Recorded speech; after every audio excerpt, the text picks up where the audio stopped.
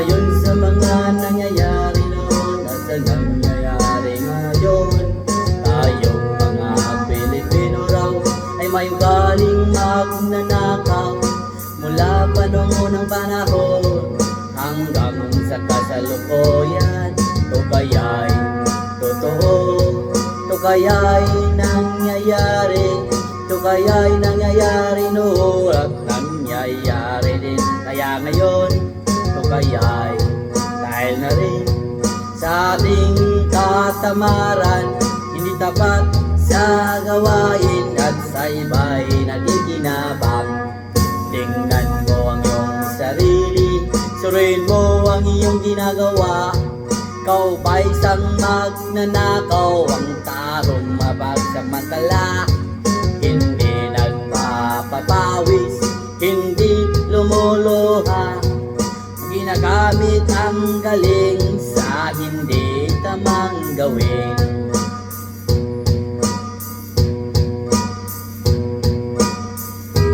Magnanakaw ay mapagsamantala, magaling magkunwari, madaling makilala.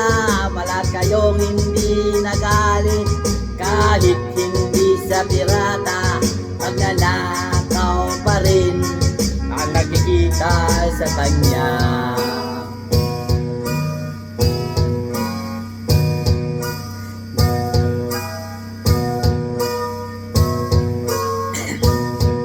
May magnanakaw ng oras, talino at pawis, pati ang galing kung minsan hindi nanakaw din.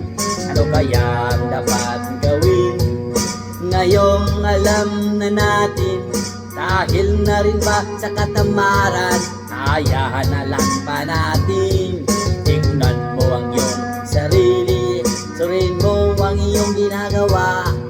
Ikaw ba isang magnanakaw at taong mapagsamantala, hindi nagpapapawis, hindi lumuluha, magnanakaw ng oras, galing at pawis ng iba.